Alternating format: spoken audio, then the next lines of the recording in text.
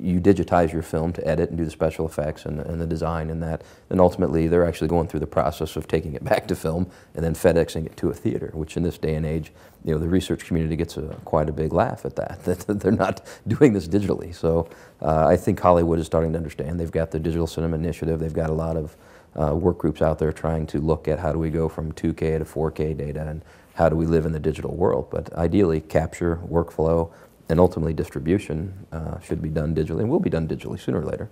If you look at Hollywood, for instance, how many people touch that media, all those names that go through at the end of the movie that nobody stays for, all those people have to touch that media at a prescribed time, making sure they're working off the right data set. You know, that's a very tough thing to manage. And it's all, you know, all of that is done digitally. It's not that they're sending pieces of film around, they're sending digital work around. So if you had a network that could support that workflow, that's a perfect example of how you would use that. You know, these, at the end of the day, these are nothing more than very high-performance tools that have been developed to solve a lot of our nation's biggest problems. So if a production studio wants to hire a design firm in Chicago, but they're based out of LA, all the work would usually have to be developed, put into some kind of a medium, shipped back out, reviewed.